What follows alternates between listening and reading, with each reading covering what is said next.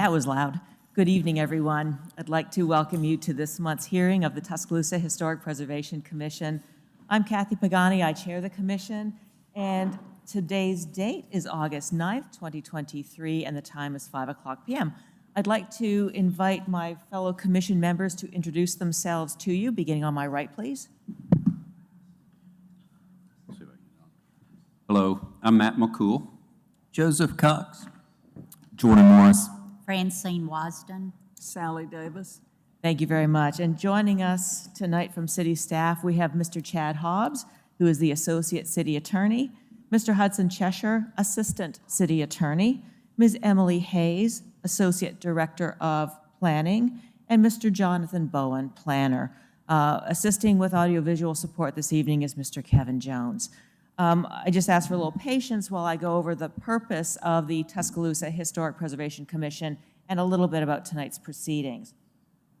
The general purpose of the Historic Preservation Commission is that we serve to preserve and protect the buildings, sites, and structures of historic significance in Tuscaloosa's historic neighborhoods. We are governed by Chapter 20, Article 2 of the Code of Tuscaloosa, which includes design guidelines that are posted on the city's website. Our decisions are based on these design guidelines and do not consider use or occupancy. What we do consider are such factors as architectural style, appropriateness of materials, and how the structure relates to other structures in the immediate neighborhood in determining the appropriateness of the application. An approval of an application requires 5 affirmative votes. If the certificate is approved, please be aware there will be a final inspection by city staff of approved applications to ensure compliance with what was approved by the commission. Now let me go over the procedure this evening. This is a public hearing. It is televised live on local cable, streamlined online through Facebook, and is being recorded to be posted on the city's website. We ask proper decorum, civility, and respect for others at all times. Prior to this meeting, notice was sent to adjacent property owners, and the public has been notified of the applications to be presented tonight. This hearing is a chance for the applicant to present his or her case, for the public to make their views known about the project, and for commission members to gather relevant facts about the application before making its decision. City staff will begin by introducing the application. The applicant will then have the chance to make any comments. The commissioners will then have an opportunity to ask the applicant questions about the case. I will then open the hearing to public comment. At the close of public comment, the commission will then discuss the matter and vote on the application. Any person wishing to speak on behalf of another person, group, or entity shall provide written authorization to the chairperson from that person, group, or entity being represented. Immediate family members, and that is defined as a spouse, a parent, or a child, do not have to provide such written authorization when speaking on behalf of another immediate family member. We ask that you please leave the signs in your yard. City staff will be out in the next couple of days to pick them up. Let's move on to the approval of the synopsis of the previous meeting. So the commission has received the synopsis, and we have had a chance to review that. I move that we dispense with the reading of the minutes unless there are any additions, deletions, or comments. All right, so we'll move on that. Voting, please, beginning on my right. Yes. Yes. Yes? Yes. Yes. Yes. Great, thank you, folks. And do I have a motion to approve said synopsis? Let's begin the voting on my left this time. Dr. Davis? Yes. Yes. Yes. Yes? Yes. Yes. Thank you very much. Now, the commission members have had a chance to review tonight's agenda items. Do any of the members have a conflict of interest as defined by Section 6 of the commission bylaws with any of these items? All right, hearing none, let me ask city staff. Has proper notification been provided for each of the agenda items? Yes, it has. To be clear, I have a conflict with the case to be continued. Thank you, Mr. Cox. All right. And so with that, let's introduce our first application this evening, please, Mr. Bowen. All right, Good afternoon, Commission. So moving into the cases requesting to continue HPC 3523, the petitioner did state prior to the meeting that they would like to request a continuance. They are not here at the meeting. Thank you. Do we need to vote on that? Yes, you do. We do, all right. I'm sorry, I tend to forget. All right, so the motion is to allow the HPC 3523 to continue to next month's hearing. We will vote, beginning on my right, please. I vote yes. I abstain. Yes. Yes. Yes. Thank you very much. That motion has passed. All Now right, move on to moving our next into- agenda item. Thank Yes, you. cases to be heard tonight, HPC 3623, Gina Penner Moore, petitions for a certificate of appropriateness for the removal of an exterior staircase. This is at the primary structure at 7 Oakwood in the Oakwood Court Historic District, Council District 4. So here we have the aerial view of the property as well as its location. This is a view from the street of the property. Next, we have the western, eastern properties. So the proposal is to remove a section of the exterior staircase. This is on the east side of the primary structure. This portion of the staircase that has actually been removed since this application was turned in is actually located on the adjacent property. So this property being 7 Oakwood Court, as a condition of the sale, it's our understanding that they had to remove that staircase. So that's why it has been removed. Again, this is the primary structure at 7 Oakwood Court. This is the portion of the staircase that is in question. It's just the portion coming towards the road. So in that square you see there, this kind of clarifies that. This is what's currently existing. So they just removed that portion that's coming towards the road. So again, this is what the staircase looks like today. The materials, design, everything remain the same. They just removed that portion that's located on the adjacent property. And then here we have those applicable design guidelines. We have not received any public comment for this application. The petitioner is not here to speak in person, so it's up to the commission whether they would like to move forward with voting on this case. Thank you. Are there any questions for Mr. Bowen? Do we have any information about what's going to happen? I mean, are they just planning on going straight down and then doing those white pickets? So the plan, as we understand it, is to leave it in its condition that you see in this picture. The adjacent neighbors, if there were anything that was going back, would actually be on their property. So we would work with those neighbors if they had any plans. I believe that there were some conversation between the neighbors on how best to resolve this. So they ultimately removed that section of the staircase that you see here. But as we see that this is the only plans for now. So just to be clear, they plan on leaving it as we see in this As you photograph? see in this picture. Thank you. You may not know the answer to this, but what's with the stairs, the steps that don't go anywhere? I believe that was from the adjacent property. I don't know as to why they're at that location, but that, I believe, is the But they belong adjacent. to the adjacent neighbor. Correct. Thank you. Any other questions? All right, well, thank you, Mr. Bowen.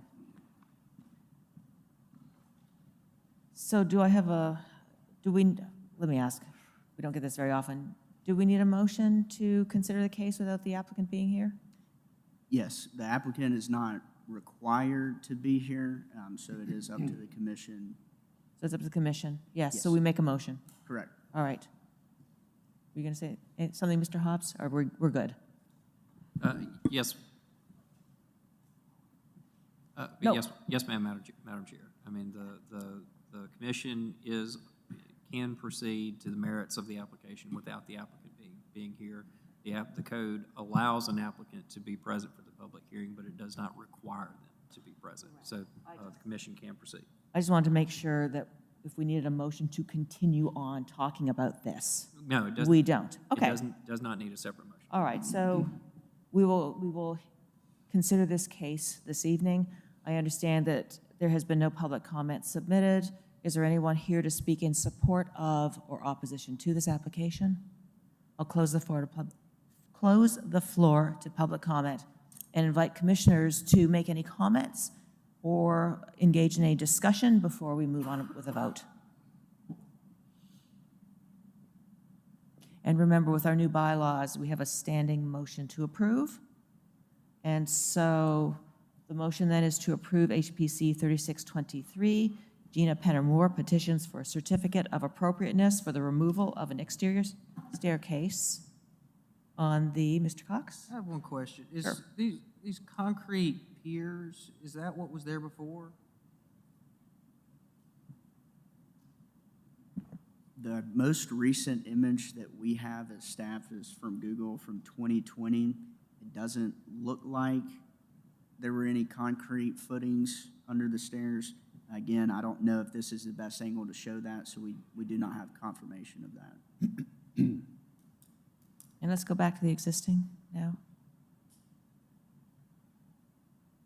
Does that had to pass any sort of a code review? That would fall under our building department. They may have additional code requirements for the staircase, and that could be something that they look into. I could definitely see some concerns on their side, not anything that couldn't be rectified and look completely appropriate. I just think it would be extending some heights and things like that. I mean, no, my only question is, I think if this came to us as new construction and somebody wanted to put those piers,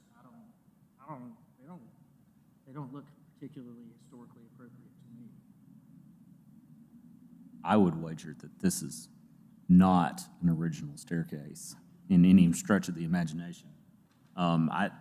Frankly, from the other image, the Google Street image, it looks to me that what got removed was built at a different time than the stair that's remaining.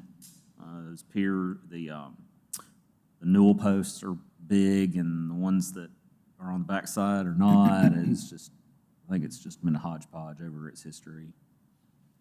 Well, and to simplify things, this evening, we're just considering that removal and not what is existing now. That's just there. It's a great observation, but it won't play into tonight what we're looking at, that removal. Except I think it's been reconstructed in that manner. I mean, I'm okay with it. I just didn't know if we maybe wanted to approve subject to concealing in some way those concrete footings, but nobody else is concerned about it. I'm not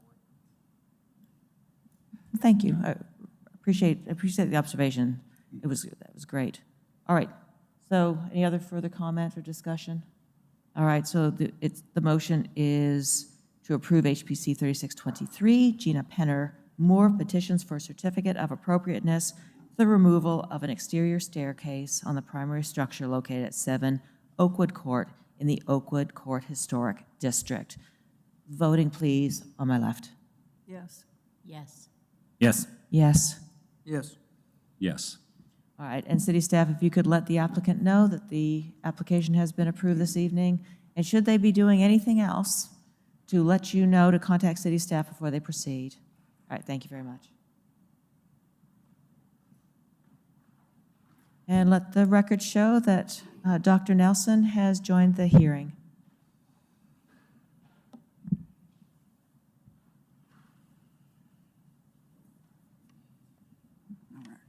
Next case is HPC 3723, Richard Snow petitions for material and design change to the roof on the primary structure. This is at 1617 Deering Place in the Deering Place Historic District, Council District 4. So here we have the aerial view of that property, as well as the location. This is a view of 1617 Deering Place from the street. And then here we have the adjacent northern, eastern, and western properties. So this proposal is for the replacement of an existing asphalt shingle roof with a steel metal shingle roof. The applicant did confirm after the legal notice was published that there would be no design change. The shingles will match from what is currently existing. So here again, we have the image of the primary structure as well as a closer-up image of that roof. The materials are for a metal shingle roof, and then here we have those material spec sheets. And this is the applicable design guidelines for roofing. We did not receive any public comment for this application, and we do have the petitioner's contractor to speak this evening. Thank you. Any questions for Mr. Bowen? I appreciate it. Thank you very much. Let me invite the applicant's representative to come up to the podium, and we will need your name and address for the record, please, sir. My name is Dustin Foley. My address is 12833 Lackey Lane, and that's Foster's, Alabama, 35463. Well, welcome to the hearing, Mr. Foley. Thanks for having me. Is there anything else you'd like to tell us about the project? As far as the product itself is concerned, I know you guys are mostly looking at the aesthetics and whatnot. The aesthetics are really going to look just like a traditional slate roof, so there's no misinterpretation there. You have the performance characteristics and the durability of metal, but the aesthetics is quite literally going to look just like a slate, like a true slate roof. And so this particular product, they make slate products and shake products, both to look like either a traditional slate roof or a wood shake roof. He's chosen the slate roof look. And I will add to that there is a true traditional slate roof in this neighborhood, actually the first one as you come into the main entrance. Right, right. So as far as aesthetics is concerned, obviously it's not natural slate, it is metal, which is a higher performing product. It's not going to crack and age and deteriorate as a true slate would over time, but it will give you that same look aesthetically. Thank you. Are there other questions for Mr. Foley? So it's a slate look, not a shingle look. Correct. Got it. Thank you. Well, we have no further questions right now. If you don't mind having a seat, and if something comes up, we'll bring you back. Thank you. So there's been no public comment submitted. Is there anyone here to speak in support of or opposition to the application? Let me close the floor to public comment and open the floor up to discussion by commission members. This is a material that we have approved before. We have approved a slate look metal roof in the past. Nothing else is changing in the application. Sounds like we don't need to discuss much. Is that correct? All righty. So the motion is to approve HPC 3723, Richard Snow petitions for a material change, but no design change. Is that correct? To the roof on the primary structure located at 1617 Deering Place in the Deering Place Historic District. Voting beginning on my left. Dr. Nelson? Yes. Yes. Yes. Yes. Yes. Yes. Yes. Mr. Foley, your application has been approved. Good luck with the project. And should anything change, if anything else comes up, please see city staff before you proceed, and good luck.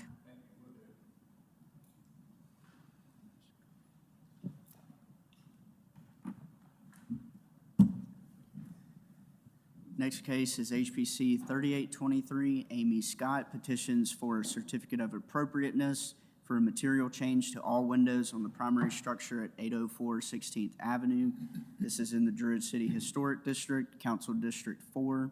So here we have an aerial view of the property as well as its location. This is a view from the street of 804 16th Avenue. Next, we have the adjacent northern and southern properties. So this proposal is to replace, and some of this work has already begun, wood sashes with vinyl sashes. They have also changed and altered the grill pattern on the sashes to match a single design. Some of the pictures that we have will show that.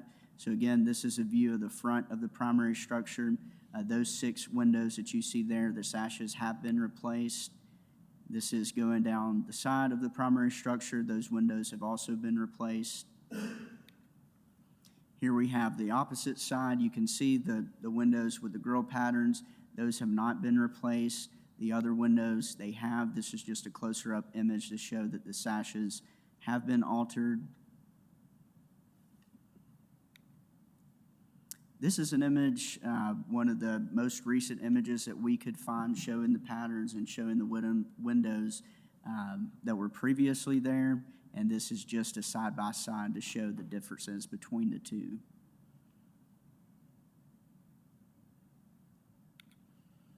Materials are for vinyl sashes. This is that material spec sheet.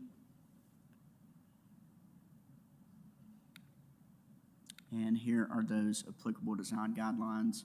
We did not receive any public comment for this application, and we do have the petitioner here to speak in person. Thank you. Let me see. So I don't think I have any questions for you, Mr. Bowen. Does anybody else have any questions for staff? All right, thank you very much. Let me invite the applicant to come up, please.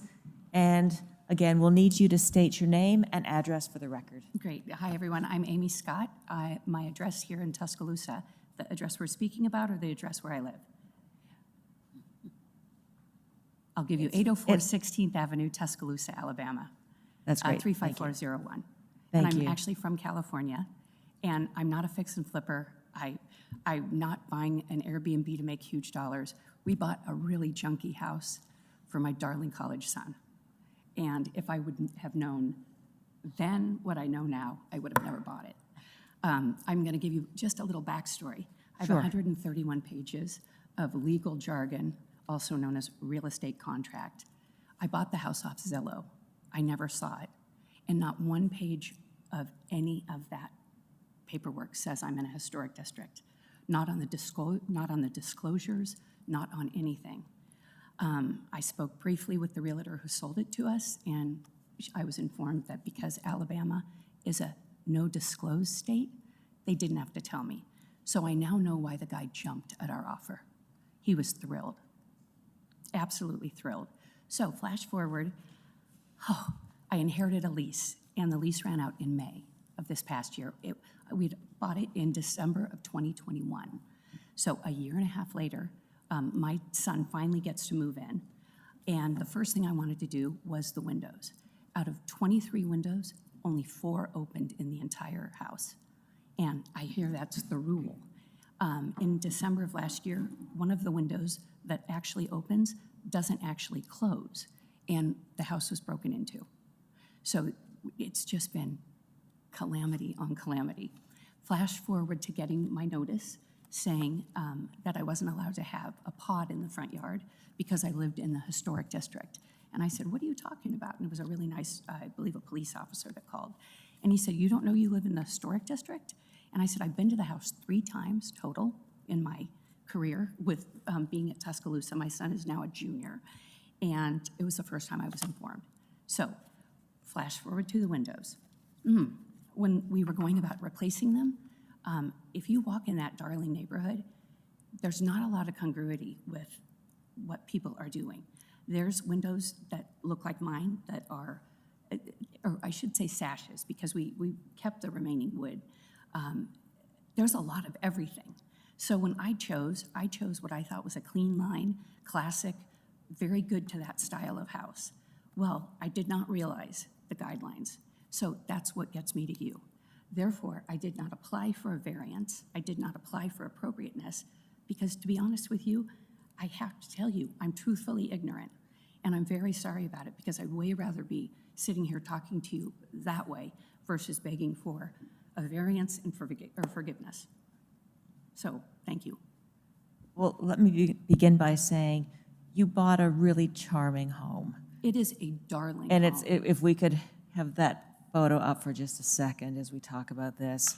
It's a That's really, not, I'll be honest with you, I didn't inherit it looking black and white like that. It was not in that great of shape, so I'm not quite sure when that was taken. This is what it looks like now, and it's a charming house. it's a very charming house. And the historic districts in Tuscaloosa really have just such wonderful assets, and this is one of them. Thank you. And my intent is to keep it charming, and now that I have, I'm going to say game in it because my son is now finally living there.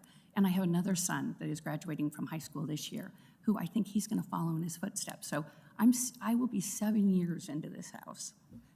Well, and it's a lovely house. Thank you. And I'm really sorry, I feel such sympathy for you when I hear what's happened and what's gone on here. We'll have discussion and possibly questions from the commission members, but let me sort of say at the onset, I know it's tough when you don't realize you're living in a historic district and this stuff happens. One of the things that might have sort of clicked something was if the person installing your windows had applied for the building permit to install those windows.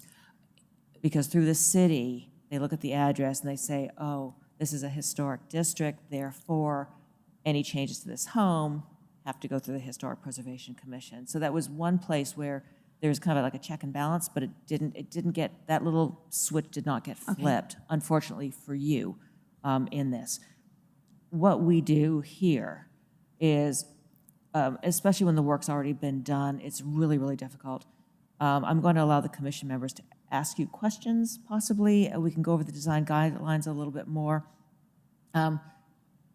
Ultimately, we are governed by those design guidelines and with the properties, and we'll see how the discussion goes. But let me ask the commission members if they have some questions for you. And if you have additional questions for us, you know. I have one, and Sure. I feel I've become a vinyl sash expert. And I've never thought anything about them, but I will tell you, these are beautiful windows. The windows that were in there were not. When the contractor attempted, because I said, could we at least get the windows open? The first thing he did was try to open them, and they broke. They're years of paint. So I will say, they're beautiful windows. And regarding the vinyl, vinyl is vinyl, whether it's PVC vinyl, vinyl clad, it's still plastic. And so I'm struggling with the gray area of wording, because if it mimics wood, it has to be the color of wood. It can't be white. And so when you walk in that darling neighborhood, there's many windows that look just like mine, that are definitely vinyl. I've touched a lot of them in the past week. And so whether they snuck in and didn't get caught, because that's what I was told. They said, I'm sorry, you got caught. And it's hard to get caught not knowing you're doing something wrong. Well, I appreciate that, because you seem very sincere, and that you would never. I'm sick about it. And that you would never do anything without, if you needed to have approval for it. And as to other windows in the neighborhood, it does happen, and some things have happened. Sometimes before the historic districts were established. I understand So they're that. kind of grandfathered in, so we can't use those as examples. But sometimes just stuff happens out there. Right. And unfortunately, we don't catch everything. Well, and there were vinyl windows on this one, too. So Right. That's And, what's interesting. you know, windows are a very complicated I kind understand. of I do, issue. and I like you what know, you're so doing. I'm not- we've got a lot to discuss this Okay, evening. I'm not negating anything you're doing, and I understand it, but I will say this.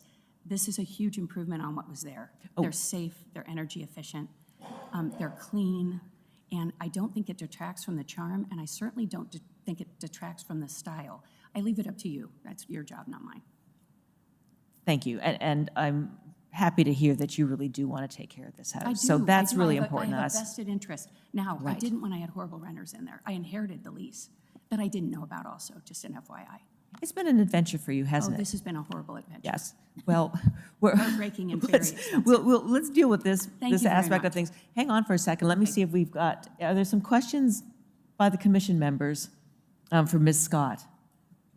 The photo down the side again, the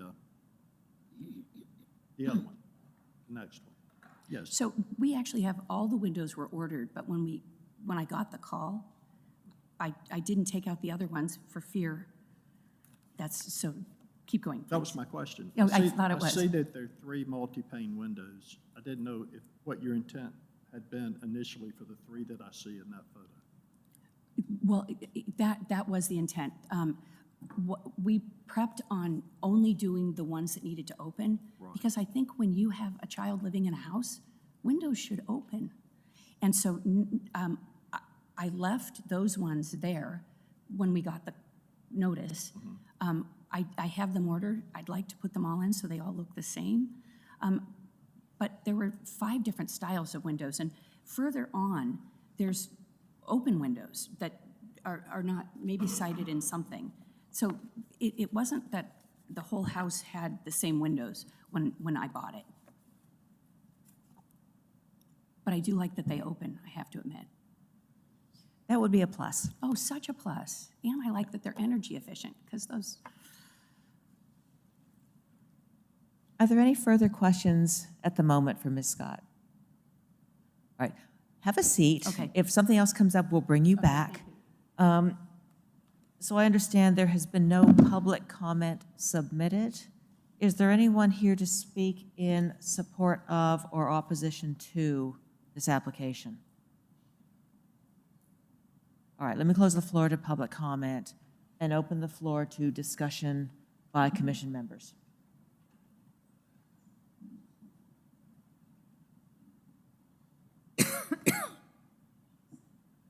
So I'm relatively new to this, so the situation with vinyl windows, it looks like it's not on the appropriate list, but has there been exceptions in the past, or is this? There has not. And in the recent past, we've had a similar kind of application with vinyl windows, and that was not approved. And my other question is there anything associated with just like curb appeal, or is it an all or nothing? Is it, I'm not sure I understand the question. so she's replaced windows all around the house. Is it more important for the front of the look of the house to match, or is it a design material change that kind of has to be for the whole property? Could you make an exception for the front of the sides of the house or the back of the house? Well, the way I read the design guidelines is that there have been occasions where we talk about certain things happening with a house if it's not viewed from the right-of-way. Right. But that's not typically with an inappropriate material or with windows when we're dealing with, the lack of the grill pattern, these other things. Be a design change issue or something like that? Well, yes, we Consider that. we can see here the applicable design guidelines. So we don't have that kind of wiggle room in this sort of situation. Okay. If that makes sense. Yep. There's a lot of flexibility. I think that commission is very inclined toward flexibility where it can be justified or distinguished. But I've been on here a while, and I don't recall ever approving a change from a historical grid pattern or the installation of a vinyl window. And, that's the precedent and what we have lived by. That is I have- correct. I have a question. Someone, or maybe she told us there were 23 windows in the house. Did I understand that right? How many windows have been changed? All but 6. All but 6. So the answer was all but 6. I'm just reading it into the record.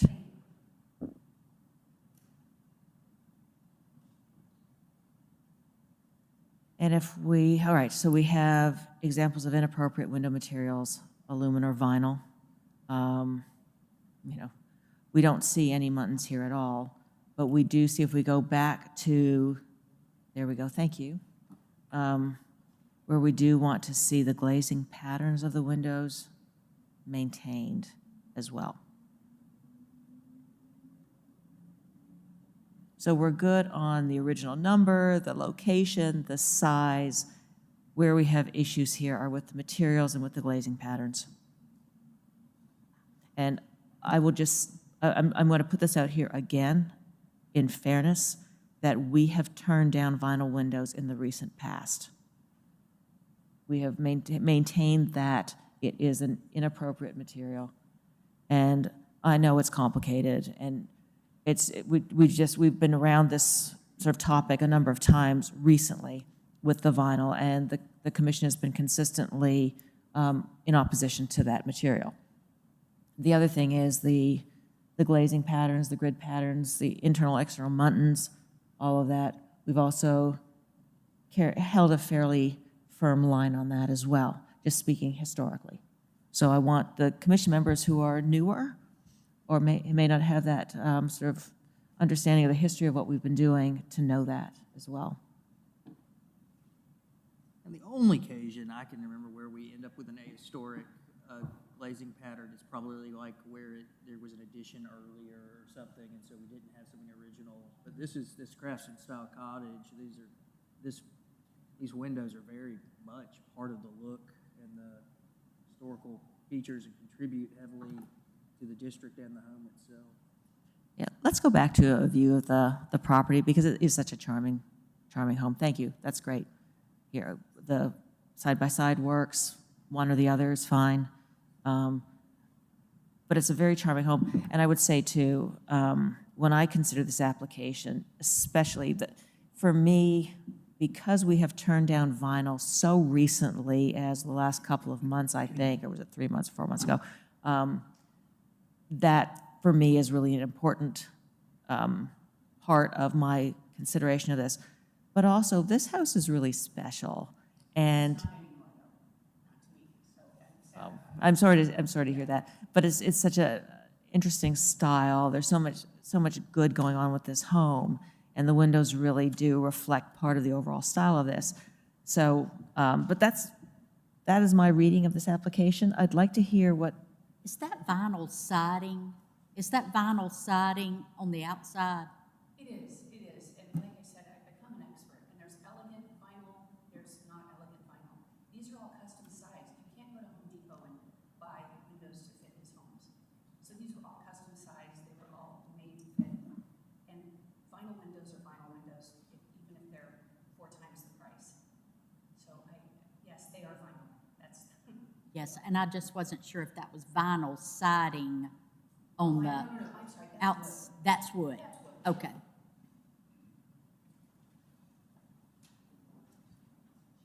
Other comments? It's always hard when we have an applicant in good faith who has done something and then appears before us when the work is almost completed. It's always a hard case.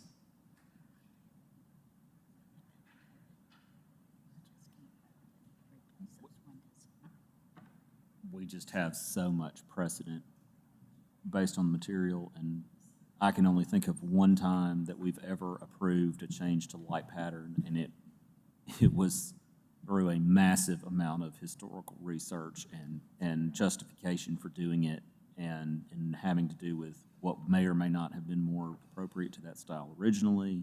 So Right. that's a tangent probably that is completely outside of what's applicable in this case. I mean, I just did a walkthrough on Google Street Views around the neighborhood, and there are just numerous cottages in there that have these gridded light patterns on the top sash and then the plain bottom sash. Can the grids be added to those windows, to the windows that are there? That would be a question to the applicant. Just was wondering if those grids could be added.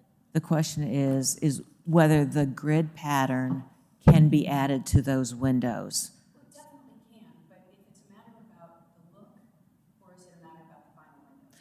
Well, there are two issues here. So, Yes, the grid pattern definitely can be added. and just for the record, the applicant has said the grid patterns can be added.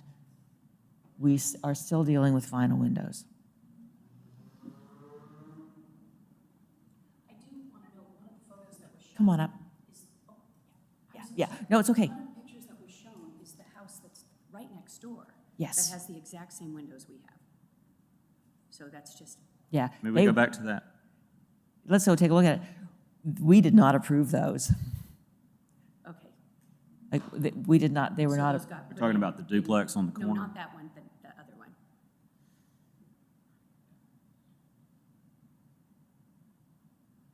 I've been on the commission a while. I don't remember approving vinyl windows. Did I anybody? don't even know if that's old. I don't know when that would have been constructed. What was that? These are vinyl windows. We're just looking at some vinyl windows. They look like it. Yeah, I mean, I agree. I don't think it's appropriate for the district. You agree what? I don't think this is appropriate for the district. I don't know how it happened. It may have been before us. I don't know, but I don't think it's appropriate to the style. And I don't even know whether this is really historic, but it's, you know, it's maybe a shame.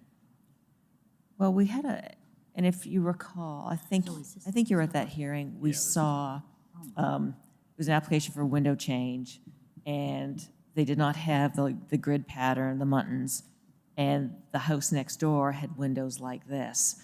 And the applicant wanted to say that there was a precedent in the neighborhood, but those windows had been done without the commission's approval because they were done before the historic commission was established, or historic districts were established. So we will occasionally find these sorts of things, but I want to just urge everybody to remember that we haven't, as a commission, and I know city staff has looked back into the record, we have not approved vinyl windows. So when we see them, they are something that were already pre-existing or happened without HPC approval. We can confirm that this property is not located in a historic district. And it was built in 2006. This house? Built in I'm sorry. 2006. Duplex. Yeah. This property that's being shown now is not in the historic district?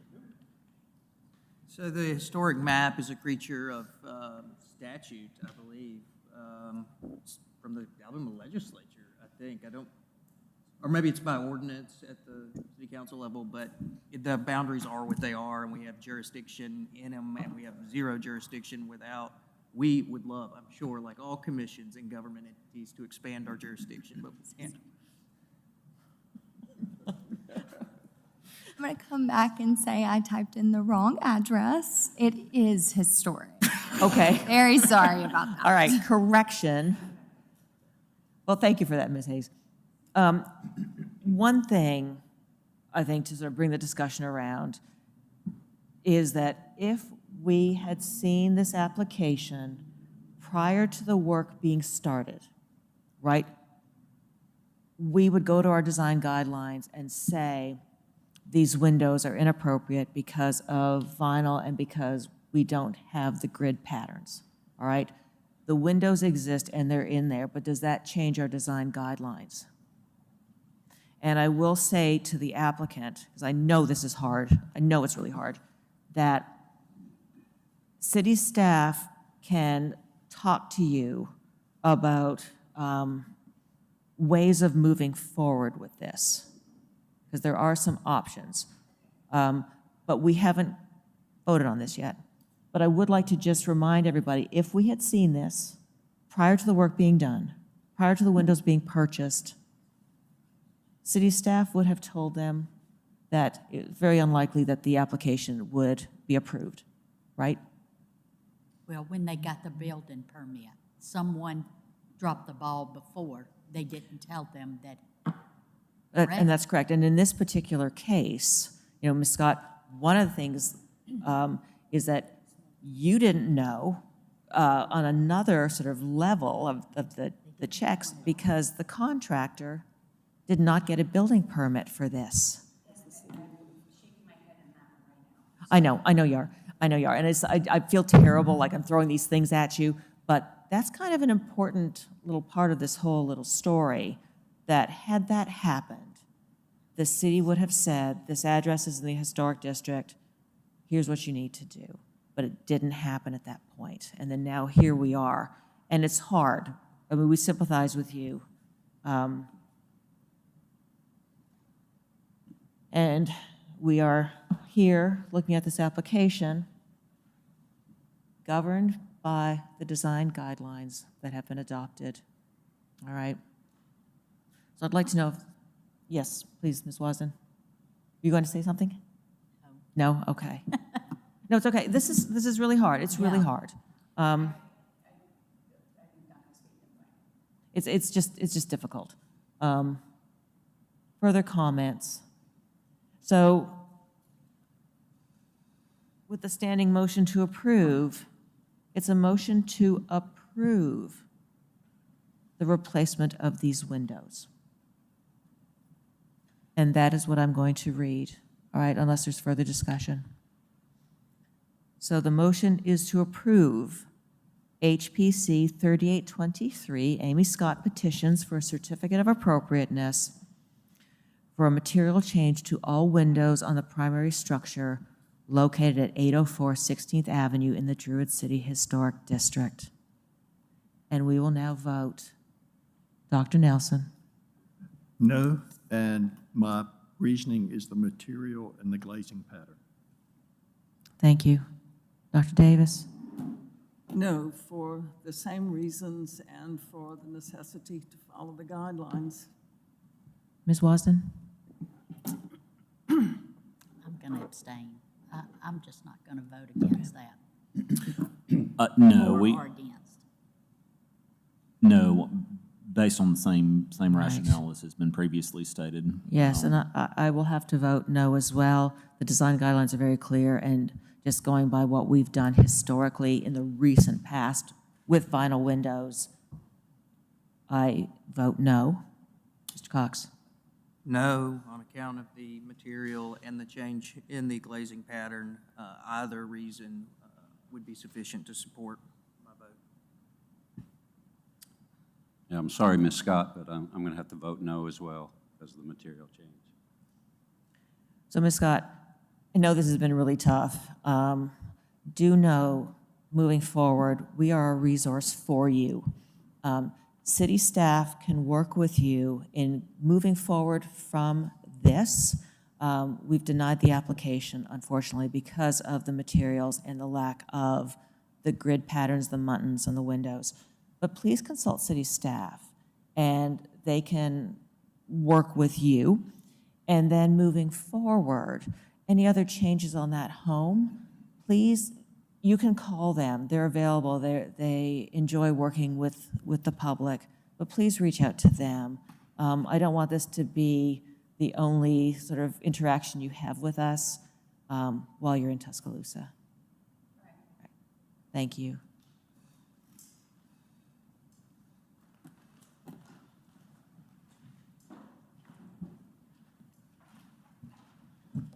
Moving on to HPC 3923, Casey Taylor petitions for a certificate of appropriateness for a material change to all windows on the primary structure. This is at 39 The Downs in the Downs Historic District, Council District 2. So here we have the location of the property, as well as an aerial view. This is a subject property view from the street. Here we have the adjacent northern, southern, and western properties.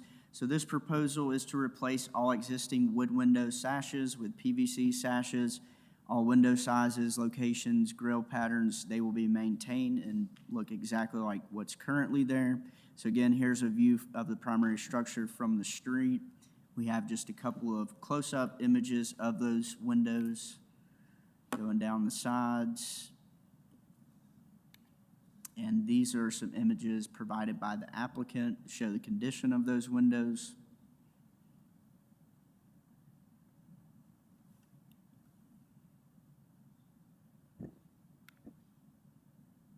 And here we have the material. So this is PVC sashes, and here are those material spec sheets.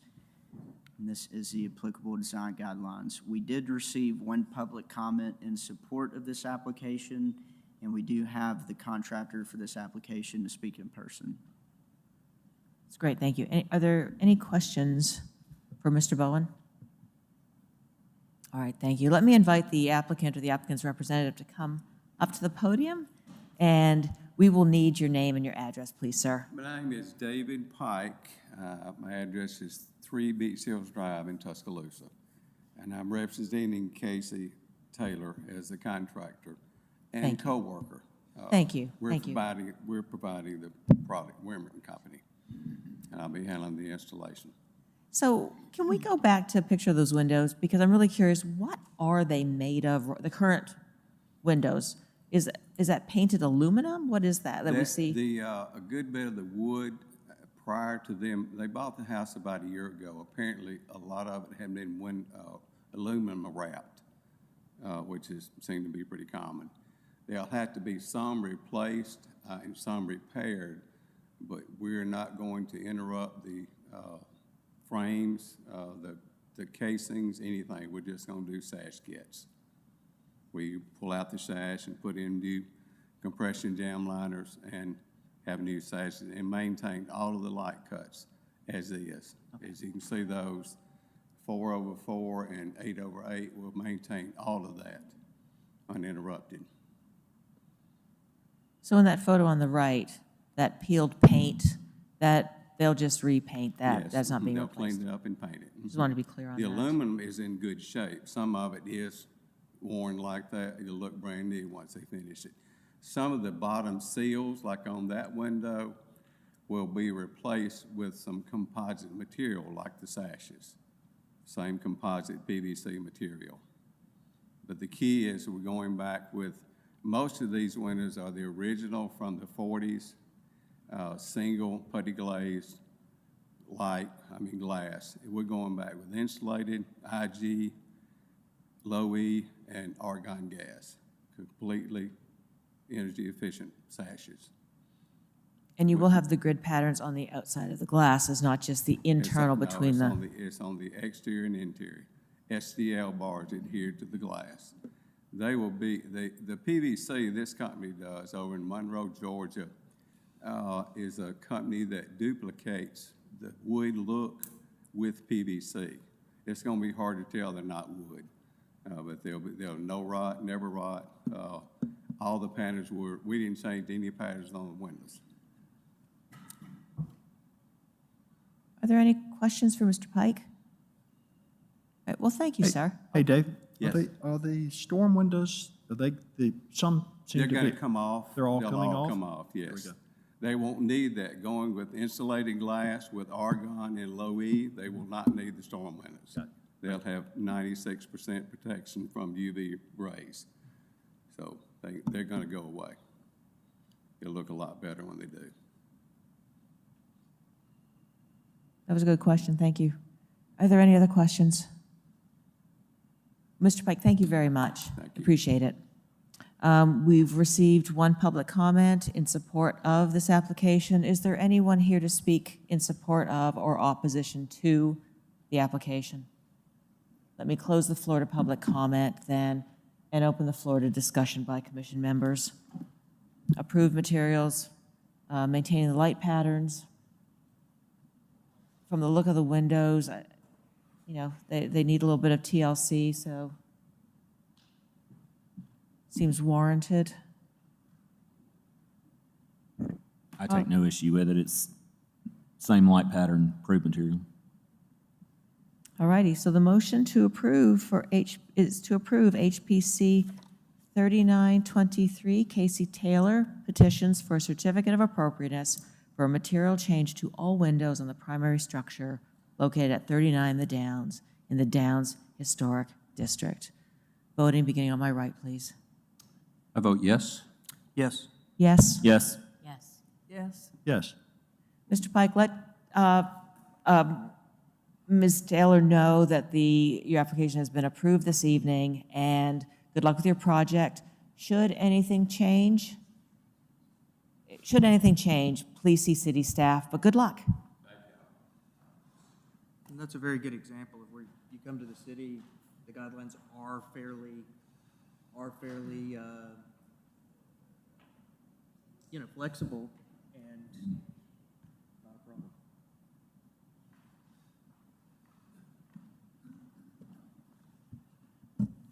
All right, moving on to HPC 4023, Fitz LLC petitions for a certificate of appropriateness for the partial demolition of a shed on the property at 625 Queen City Avenue.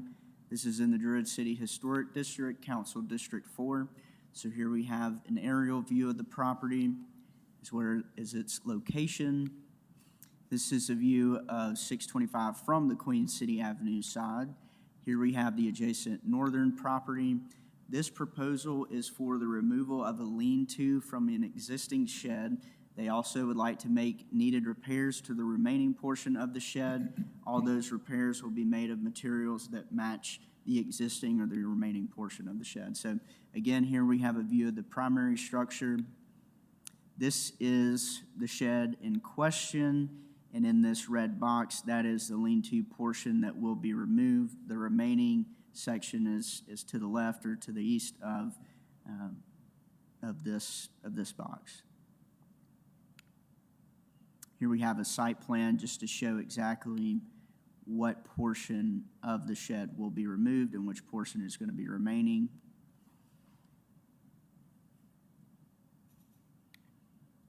And here are those applicable design guidelines. We did not receive any public comment for this application. We do have the petitioner here to speak in person. Thank you. Any questions for city staff? Thank you, Mr. Bowen. Let me invite the applicant to come to the podium, please, and we will need you to state your name and your address for the record.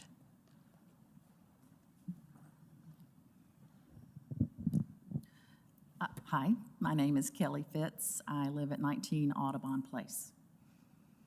So it seems pretty straightforward. You're just taking down that little extension. Little and- lattice part of the existing shed. Right, and the nature of the repairs, just replacing boards that are rotted, is that sort of what we're looking at? Yeah, somebody has done something to the part of the shed that we will leave behind, and we'll go back and kind of spruce that up a little bit, and then hopefully get it painted. Any questions for Ms. Fitz? All right, well, thank you so much. Thank you. Is there anyone here to speak in support of or opposition to this application? Seeing none, I'll close the floor to public comment since none was submitted to city staff, and open the floor to comments by the commission. Very straightforward, taking down a little lean-to section on a shed, doing little repairs. All right, hearing no discussion then, the motion is to approve HPC 4023 Graufitz LLC petitions for a certificate of appropriateness for the partial demolition of a shed on the property located at 625 Queen City Avenue in the Druid City Historic District. And we shall vote on this, beginning on my left, please, Dr. Nelson. Yes. Yes. Yes. Yes. Yes. Yes. Yes. Ms. Fitz, your application has been approved. Good luck. Should anything change, please see city staff before you move forward. Thank you so much for coming.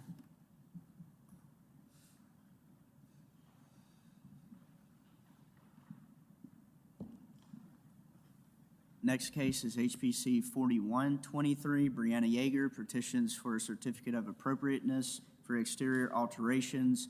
This is to the primary structure at 1508 13th Street in the 13th Street Historic District, Council District 4. So here we have an aerial view of that location as well as its location within the Historic District. This is a view of 1508 from 13th Street. Here we have the adjacent eastern property as well as the adjacent southern property. So this proposal is for exterior improvements, specifically to the front facade with also some notable changes. We've got it all listed on this slide here. We're going to go elevation by elevation and point out those slides. It's a little bit easier to follow that. So again, here is a view of the existing primary structure. Starting with that front south elevation, they are going to extend the porch section, and the next elevation will show just how far that is going to be extended. They're also going to put new decorative steel railings. They are replacing the front entry door with a wooden door. Also have a new mailbox, a new wall scone. They are replacing this entire window unit. This window, it does match the light grille patterns of the windows on the existing or the remaining portions of the primary structure. We'll show some examples of that.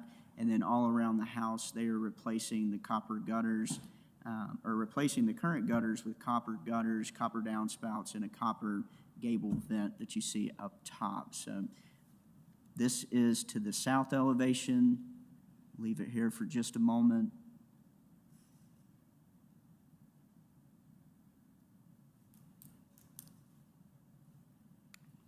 Moving on to the west elevation, so I have that red square here to shows that that current window is being replaced with a double window. The most noticeable differences are the window, as well as here you can see the extension of the front porch. One thing that I did not point out on the south elevation, they are repainting the entire structure to be white, so it would reflect a white brick. The applicant has stated that this brick is not original to the primary structure, so they are repainting siding that's been added since the structure was created. Moving on to the east elevation, again, we have a door that's being removed, and we also have a new window. All the windows being replaced are wood windows. The doors being replaced are wooden doors. You can also see here the gutters, gable vent, downspout, all going to be copper.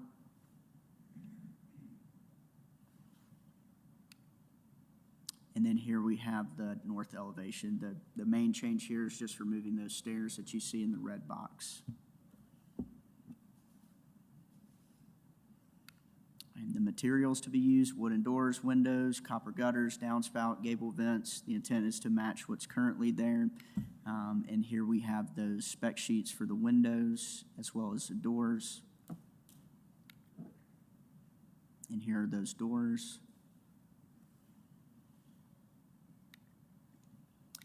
We did not receive any public comment for this application, and we do have the petitioner and the architect to speak in person. I do have a question for you. Sure. What description do we have of this house in the record of the historic districts? We can pull that up and Okay. show it. The applicant was the one that provided a historical narrative that was included in the packet. We can also show that as well for reference. Okay, yeah.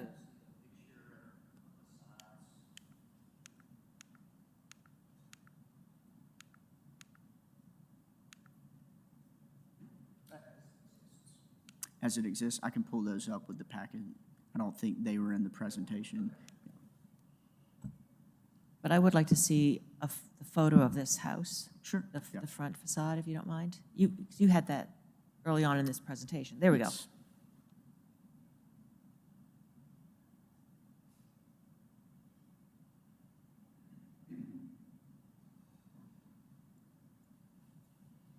Are there any other questions for city staff at this time?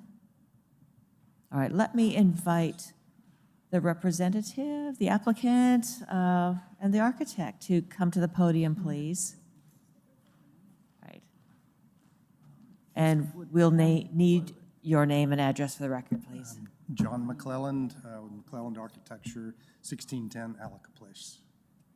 So, Mr. McClellan, my first question for you in looking at this, lot going on, and it's very thoughtful, I think, the work that you're proposing for this. Thank you.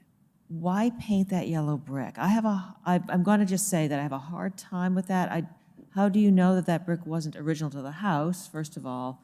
And it's yellow. It's a very conscious choice on color. That's a great question, and that was one of my first questions for the clients when I first met with them, because it came up quickly. And I said, well, that's going to be a slightly higher bar. But it does turn out that this was not originally a brick house. And there are some places on the inside where you can see it was originally white shiplap wood. And in 1966, the then owner bricked up the whole house and added on that bit at the back as well. And there are a couple of places, some places like in crawl spaces, but also at the back, at what was originally a utility porch, you can still see the original wood siding from the inside, where they didn't bother to insulate anything. They just laid the brick up over it. That is so interesting. Yeah. Now, were these other changes done in the 60s as well, like that front Right. window? Right, and that, the poor house, I mean, it's interesting, Ms. Fitz, as she was leaving, said, where's that house? I've never seen it. And everyone I've showed it to has the same reaction, even though all of us have passed that house 1,000 times. It's on 13th Street. It's right there near the turn, it's one house over from Oakwood Avenue. But because they just did bad things to it in 1966, it's been sort of the dog of the street forever. And so people just don't see it. I'm just going to interject quickly. I knew exactly where this house was as soon as I saw it.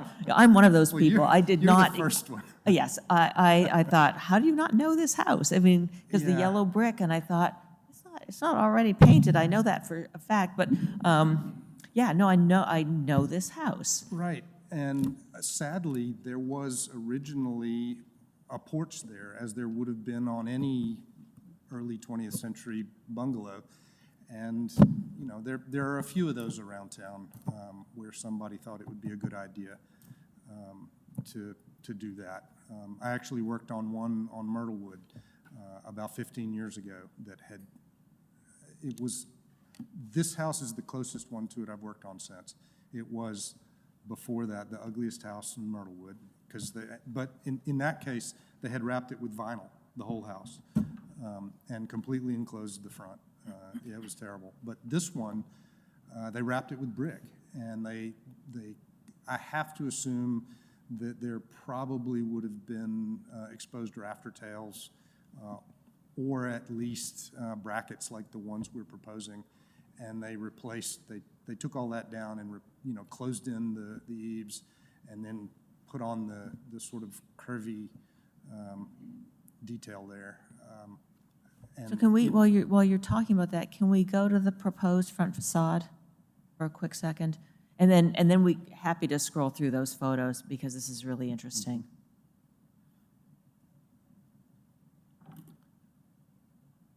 Yeah, I wish we had drawings of the original house. That was the house that I worked on Myrtlewood. We did have an original set of drawings from the 1920s, or 1930s in that case, which was, amazing.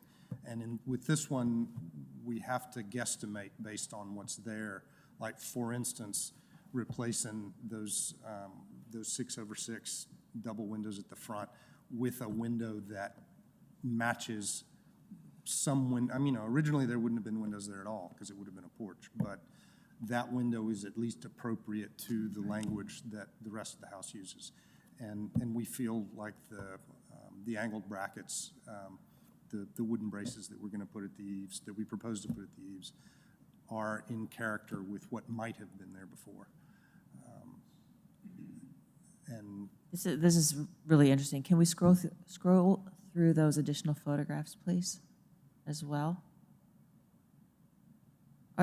Do commission members have any questions for Mr. McClellan as we talk about this property? I just want to state for the record that I called it in our pre-meeting that this was not originally a brick house.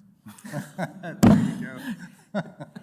And I would like to state that in our pre-meeting, I did state that the brick was not painted. I just want that Also out there. Do we have a witness? We do have witnesses. There are several witnesses there. The original, the original configuration of the house was its white shiplap wood siding, and it had red brick piers that were the foundation piers. And there are places where you can look underneath and still see that. So that's the part of the thought about painting the brick sills is a bit of a reference to what the original brick would have been, but it wasn't a brick house, so. I'm really glad you have this history. It's really interesting.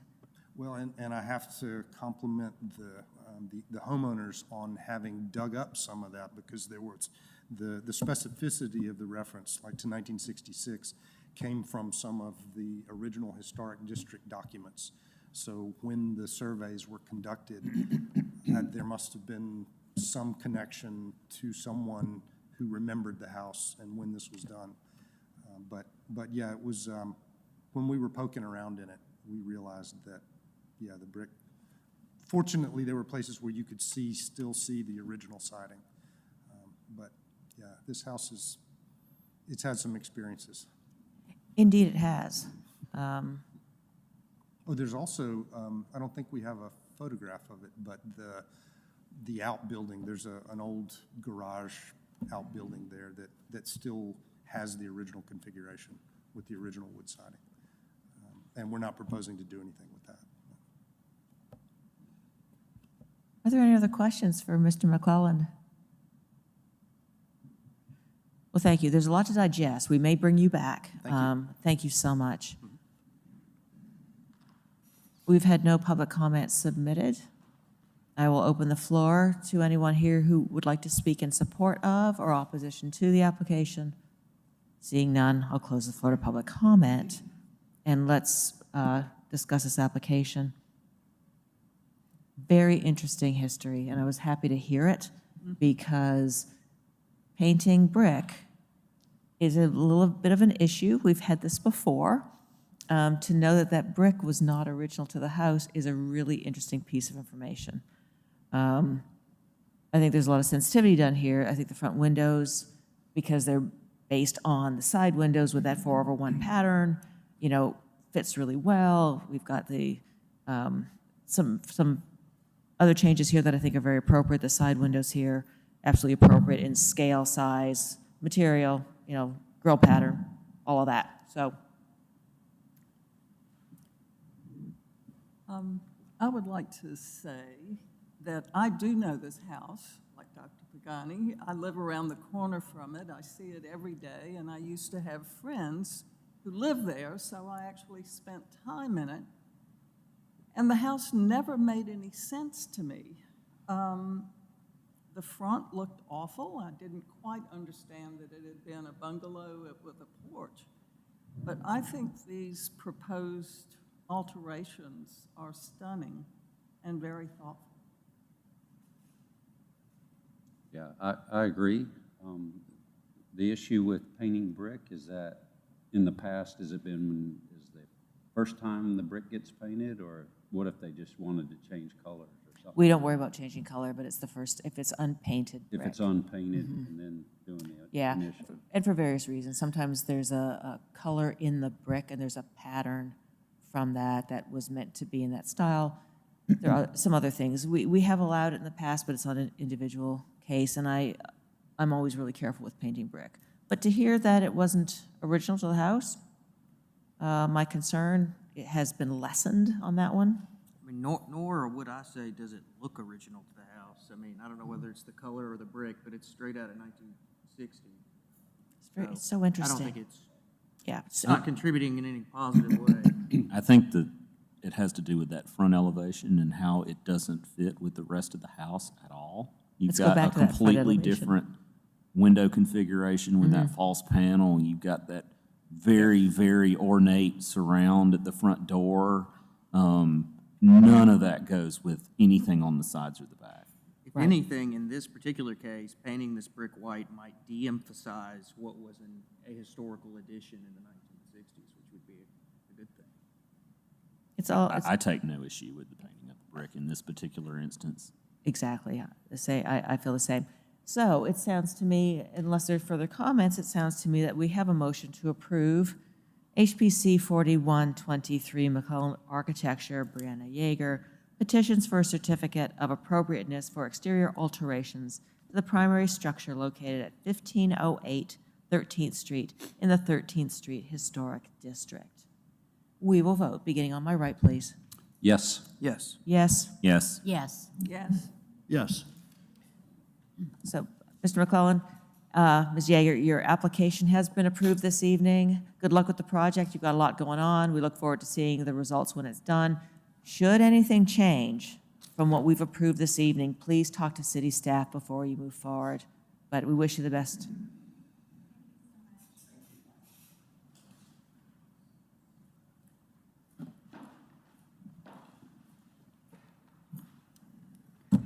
Next case is HPC 4223, Pat Snow, petitions for a certificate of appropriateness for alterations to the front porch of the primary structure and the removal of a tree on the property located at 1001 21st Avenue. This is in the Druid City Historic District, Council District 4. So this is the corner of 21st and Paul Bryant. This is an aerial view of that location, as well as its historic district. This is a view off of Paul Bryant of the existing structure. This is the adjacent northern property as well as the adjacent eastern property.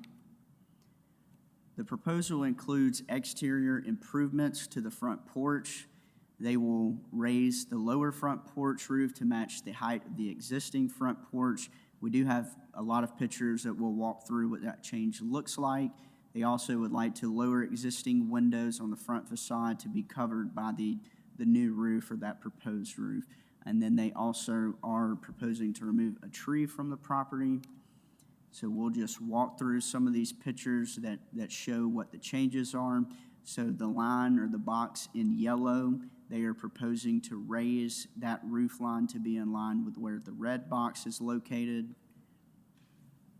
We have some different angles that show this a little bit clearer. Right, because underneath that beam that we see in the yellow box, there are windows behind that we can't see That is from this correct, yeah. angle, right? Right here There you go. in this red box, there's windows located directly in line where that roof line would be, where the existing roof line would be had this been built out. Right, just to make sure that we're clear on this, when we look at the section just adjacent to your red box there, that's the roof line that's going to be extended across the That's correct. across the This, porch. this section Right. over here. So where was the roof line? Was it underneath the windows? Yep, and it looks like it connected just south of those windows. Here, you can kind of see where it looks like that roof connected previously. We don't have a picture that shows what that roof line used to look like. This is the current condition, so that we're trying to. We don't have architectural drawings or anything. We do have some drawings that show at least from the front facade, but we don't have dimension drawings that show it from a different angle. We'll get to that. We have just a couple of other images from different angles to try to paint a clearer picture of where this roof line is being relocated to. So here's another view.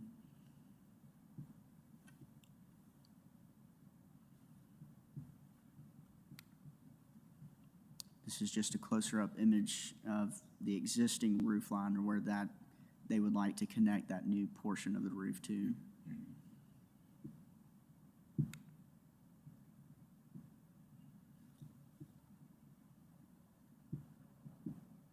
There are also windows located just north here, and we're about to get into those drawings. This is just an up close of those three windows and the front door, and this is just looking at it from a different angle. And we can go back and look through those pictures again. This is a remaining or the original front porch. So here we're getting into the existing drawings and the proposed drawings. We also have another slide that shows the proposed drawings a little bit closer up, but you can see they are proposing to essentially raise this bar here and make a new roof in line with the existing roof we saw in those pictures. Mr. Bowen, am I seeing this correctly? In the existing partial north elevation, are we missing those smaller windows above those It looks like we are missing the windows that were over in this that section. we saw in your photographs? Yeah. Correct. Okay, just wanted to make sure because that kind of stands out for me. And I will let the applicant confirm if those windows are being relocated or if they're Right. requesting to remove those windows. All the materials are going to match that's currently existing, so this is just a closer up image of what's being proposed.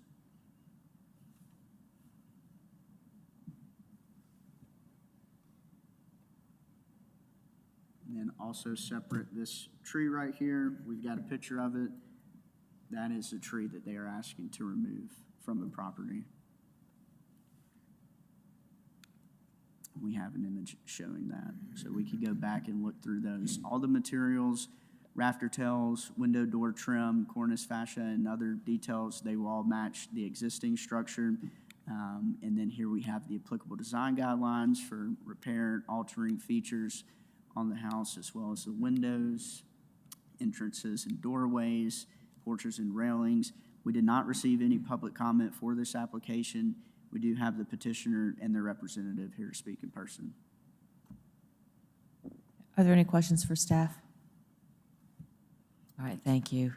I'd like to invite the applicant's representative to come up, and we will need your name and address for the record, please, sir. Members of the commission, I'm Al Cabinets with Cabinets Engineering, 600 Lorraine Wallace Boulevard South, representing Pat Snow. She's the owner of this house and the house next door for the next case as well. She's in the audience. Contractor is Michael Jacobson. He's not here tonight, but I have had conversations with him as well. We're very happy to have you here. Thank you for coming. Sure, thank you. A lot going on. There's a It's lot a going on. wonderful home. It's very nice to see that it's getting the attention it needs, it deserves. So I had a question. You heard my question about those windows that are there existing. They're not in the elevation here, and I don't quite understand what's going to happen to them in the proposal. Yeah, so the roof that was there appeared not to be original, but there was a roof that was, that porch roof was between the transoms and the other windows there.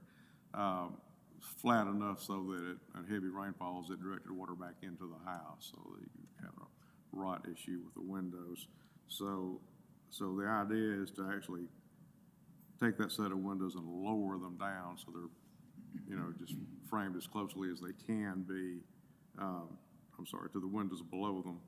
And by doing that, the roof line can be continued across. So the eave line, the rafter tails, all that on the new roof would line up with the existing roof.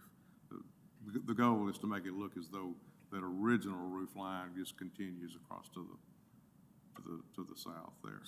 So what happens with the rafter tails that are at the end of the porch where that previous roof was?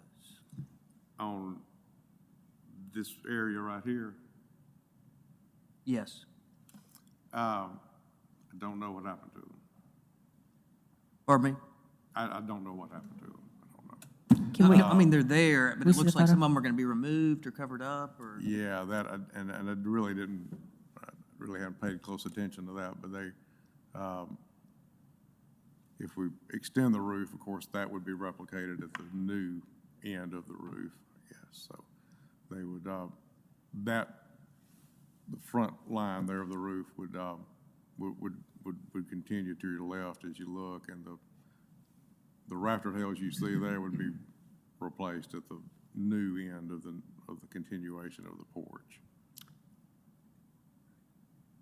I gotta say, this is one of my very favorite houses in town, and I'm so glad. It is, it's getting yeah, some work. and has a pretty significant porch, and it'll appear a little larger then, but it's very attractive.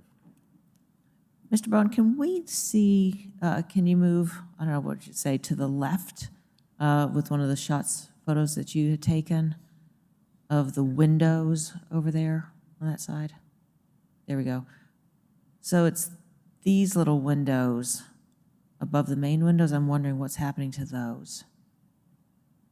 Yeah, so those would have to get taken out, the framing above the windows, above the lower windows. We're using higher and lower here a lot. The larger lower windows, we would remove the framing above them so that those smaller windows could be dropped down as close as possible to the new windows to allow room for clearance for the roof to go above them then. And they'll still function, So they right? would, yeah, and they would, it would be as if there were transom windows at that point, rather than kind of a disjointed. Right, right. So you're, bring them right down, almost Yeah, just as close as they could be close to them. framed. But they'll still swing open. Yes, All right. I think that's a really nice feature of those windows. They still function. right. Of course, all the materials would match. Those existing columns out front, the pilasters would be raised so the wooden columns could be picked up to match the rest of the porch. And the issue with the tree, I assume, has to do with its proximity, or? Yeah, the tree is, it's an old tree. It's, of course, I've been up here talking about trees before. Theoretically, at least, the root ball is going to somewhat mirror the drip line, so we'd be pretty confident we've got roots under this house and the house next door to the left as well. There is some foundation damage on the adjacent house that's most likely due to the tree roots. That's fairly common. With trees continue to grow, they just exert an upward pressure on the bottom of the foundations, almost the opposite direction from settling. The concern with it, were this not just this tree to fall, but some of the larger limbs were to fall, they would do significant damage to either house. It's not a tree that creates the streetscape. It's not in line with the sidewalk like other trees along the district are, where you're really getting the tree-lined Looks like it might be streetscape. what they This call is a volunteer. This is a tree in the backyard that's just kind of back there. All that not to diminish that it's an old oak tree, but it's not in a location that contributes to the character of the facade or the streetscape, and it is in an area where it's, sooner or later, it'll damage one or both of the houses. And getting back to the front of the house, are you making the porch larger, or is it the plant? Actually, the roof of the porch will be larger. The deck of the porch will stop pretty much where it is. It's going to still stop there. There's an old access. Maybe that was a coal loading chute, but there's access to the cellar there that they would like to maintain. It probably makes sense just from a maintenance issue. Can we go back to the tree picture? Only because I wanted to ask if you're going to do anything with that porch or the staircase going up, or the little side side stoop there. entranceway there. Yeah, and I do not know the answer to that question. It's Okay. not part of this. It's not part of this petition, so- application. I'm just Yeah. seeing that maybe it'll be coming I to us think at some. really, I guess if we were going to do that, we need a new petition, probably. You do. Yeah, let's just. You will. I would think, we could do general maintenance to that as it is, but no substantive changes, I guess. Right, yeah, any change to that will come to us. Can we go back to view of the area of work? Are there other questions for Mr. Cabanis?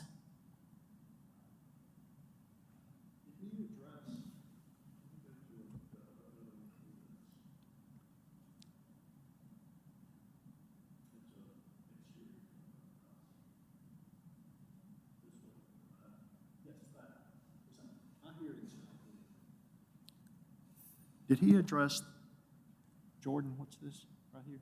Did he address I can't see what you're pointing to. that little thing that runs between the two windows? Did he? I'm assuming that's some sort of vent or something that. Right, I didn't know what the Yeah, intention was. it has to have been something mechanical related or wood burning, coal burning, whatever. Is it to go away or We'd like stay? for that to go away. It's going away. Yeah. It's not in the petition, but if that's something we can handle here, it'd be good for that to go away. I don't know if it's original. It probably was added at some point, but quite a long time ago. And would you go back with, you just feather in some wood or whatever? Yeah, just have the siding I don't know continue. if you could orally I amend hope to that's include what's behind there. It looks like that's already happened where it extended up to the roof at one point in the past. Yeah, it looks like this thing was just built as a chase outside and hopefully the wood continues exactly like Jordan said it does above. Let's go back to that proposal again, if we can.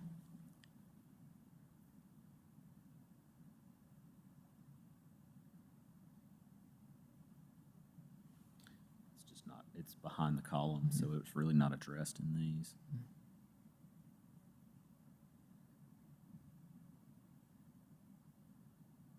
So the understanding is that metal rectangle will be Would be removed? removed, Okay, yes. we just don't see it here.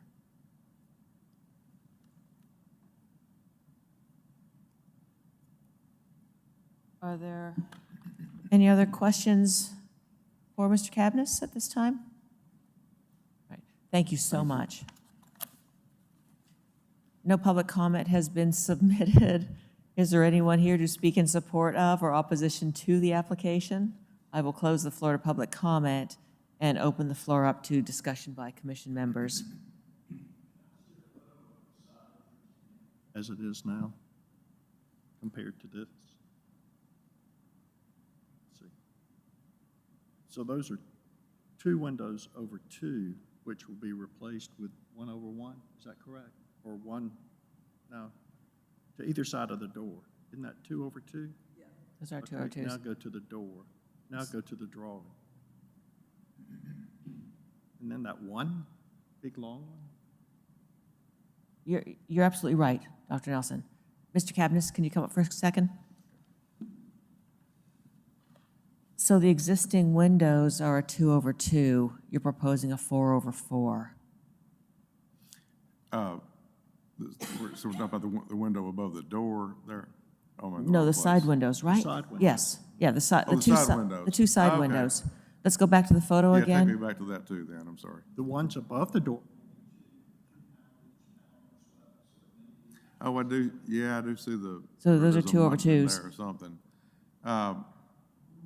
From talking to the contractor, his idea is to take those existing windows and move them down, so I'm gonna assume that the drawing is an error in this photograph, I think is. So they're going to, the existing will remain. Yeah, that is, we can't take those windows that are existing and lower them, so. And the ones to either side of the door and the 2 existing windows, operational double hung windows on the left side of this Yeah, image that are gonna, there's I mean, no, they would be maintained and just lowered in position, so I think whatever the drafting on that image, I don't know who did that, but it's not me, but it's just not correct.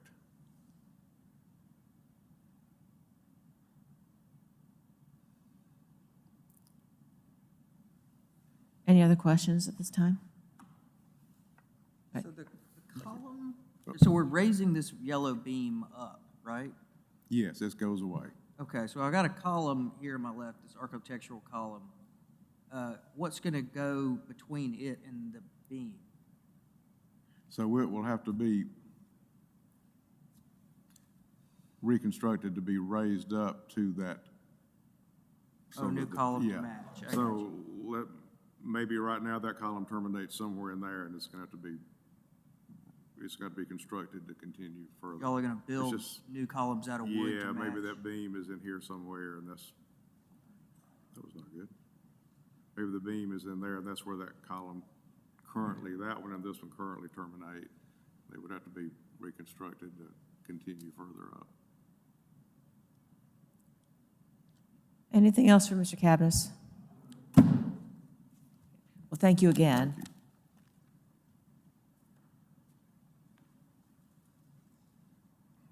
A lot happening to a house that deserves some TLC, right? It's a really grand property. So, the issues I had looking at the application have been addressed here, this hearing. You know, I had concerns about the smaller windows that were above the 2 over 2s. That's been answered to my satisfaction. I have a better understanding of what's happening with that roof line, with the porch extending that. That metal, I'm going to call it the metal chute that's on the side of the house. That question has been answered as well.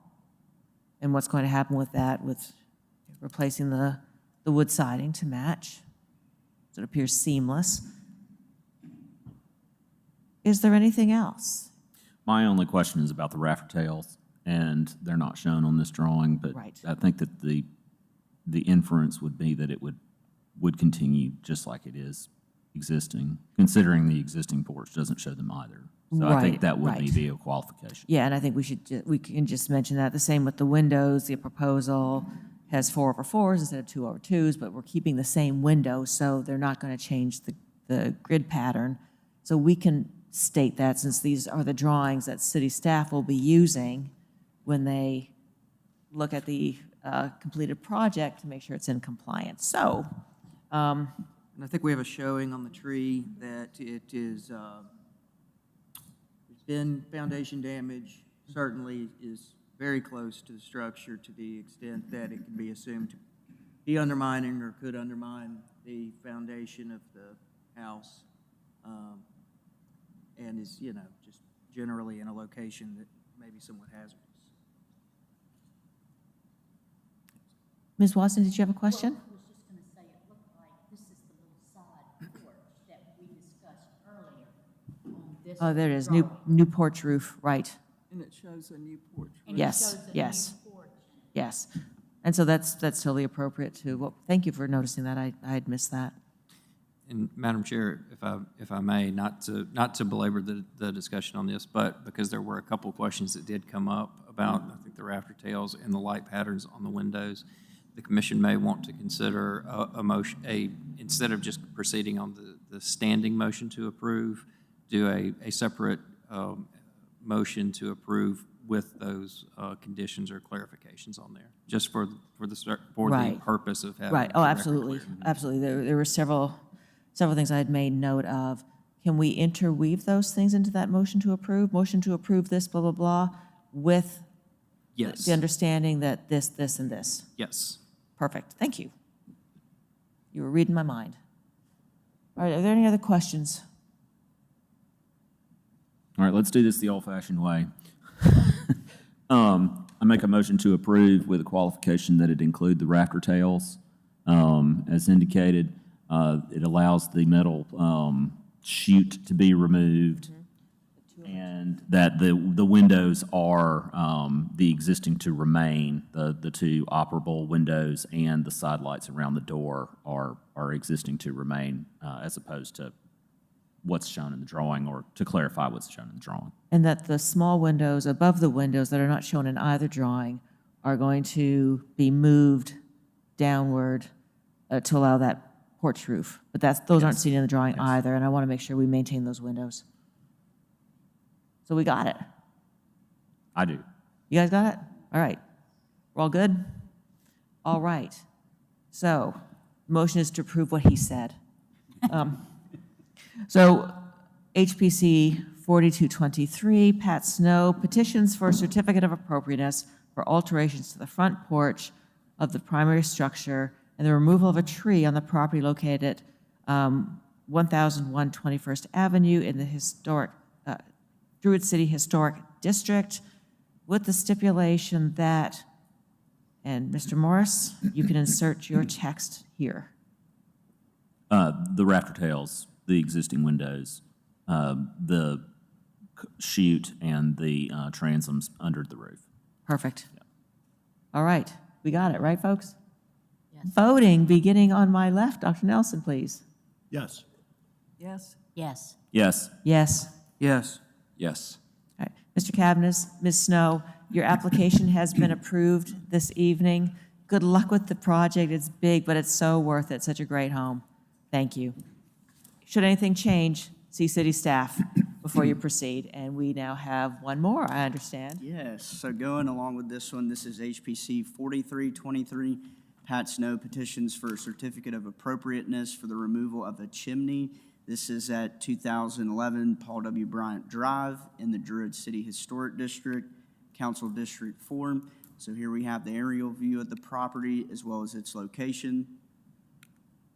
This is a view of the house from Paul W. Bryant Drive. Here we have that adjacent eastern property and the adjacent western property. So this proposal is for the removal of a chimney on the exterior of the structure.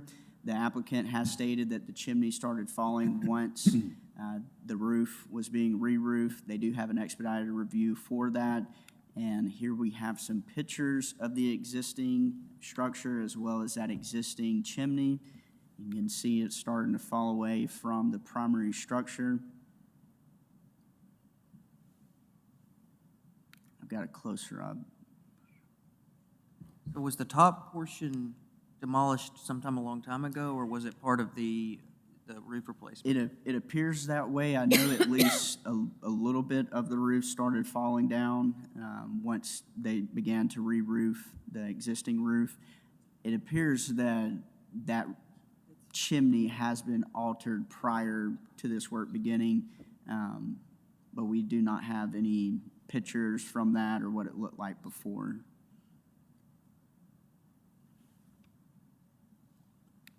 Are there any questions? It was, just going back to the text that you had there, if you can there we, let's see, not this, if you can go back.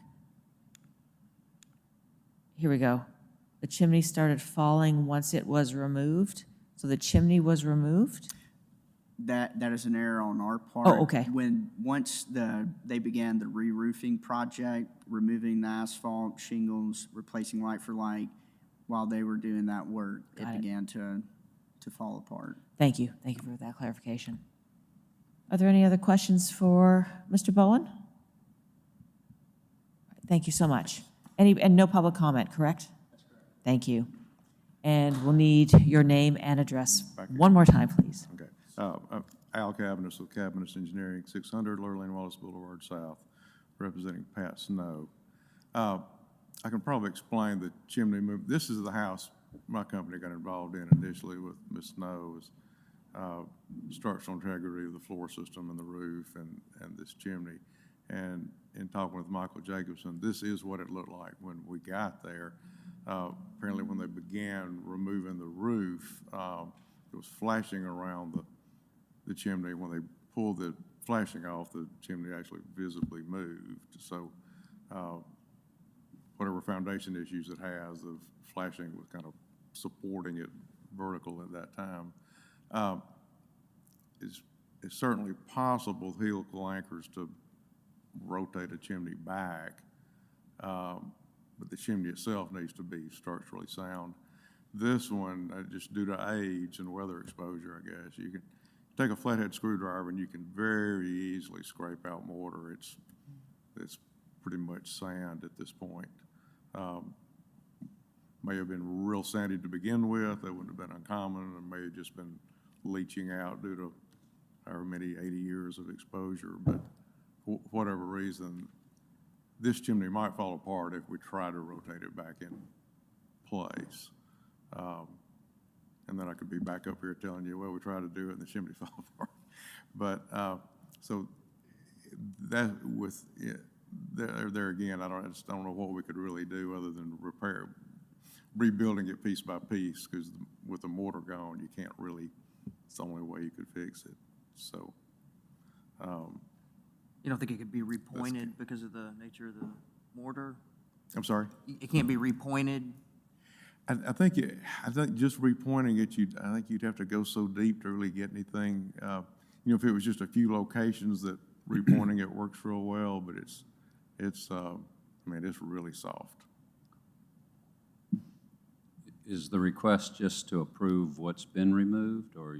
The request really is to remove the remaining part of it. Remove the remaining part of it?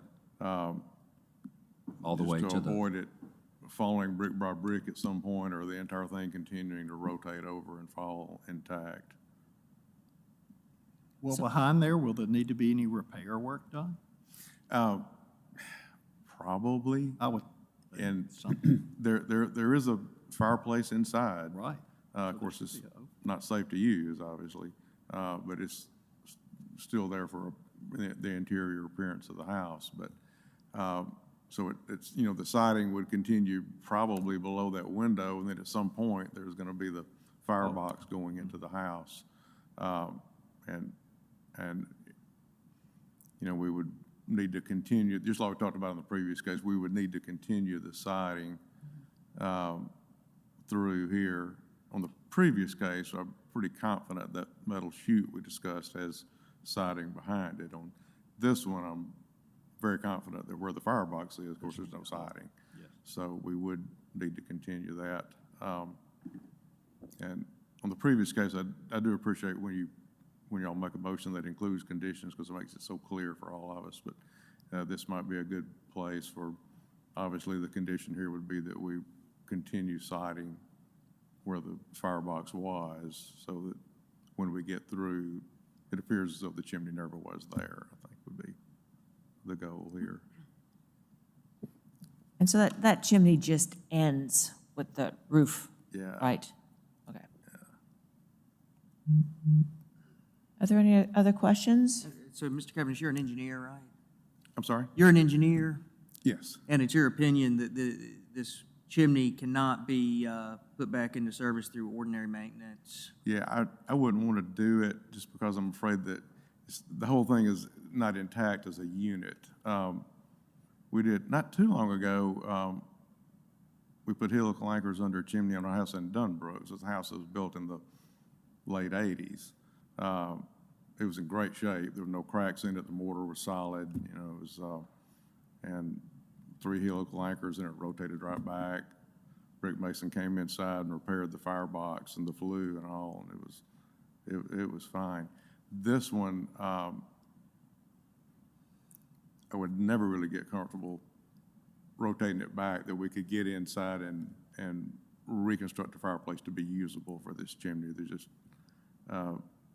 Not to mention, you need about 4 or 5 more feet of I height. mean, it's just too soft, and, Yeah, I mean, I just want to be. You could get it fixed for a little while, and then, but at some point, some of this stuff's gonna start migrating and settling, and we got a fire hazard, so, I don't feel comfortable moving this one back.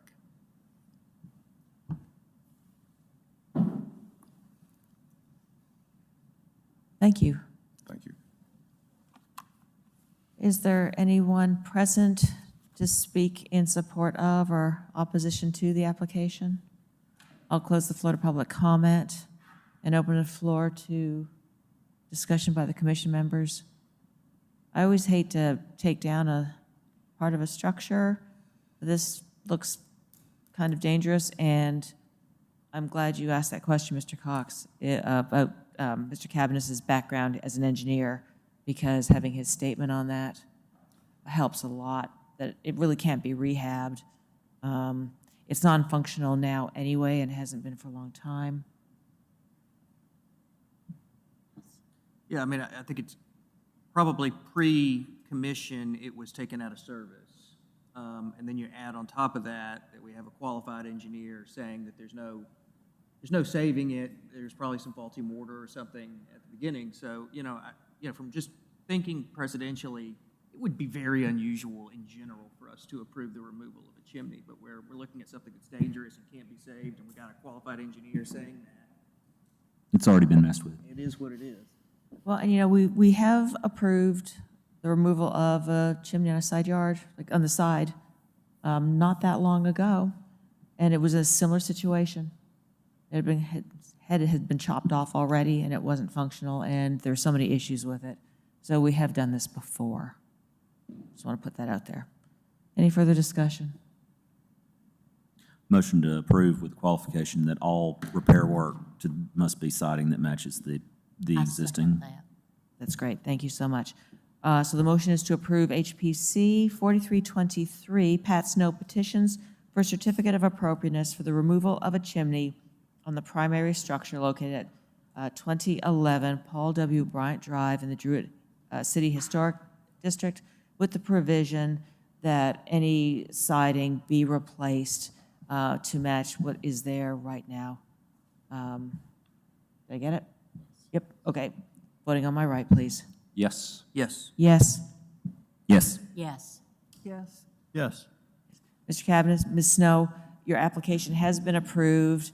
Good luck with the project. And again, should anything change, please see city staff. We will have a final inspection of the property when it's done. Thank you so much. All right, the last thing before you, staff has approved 12 expedited reviews since the previous HPC meeting, so. Thank you so much, and this hearing is hereby adjourned.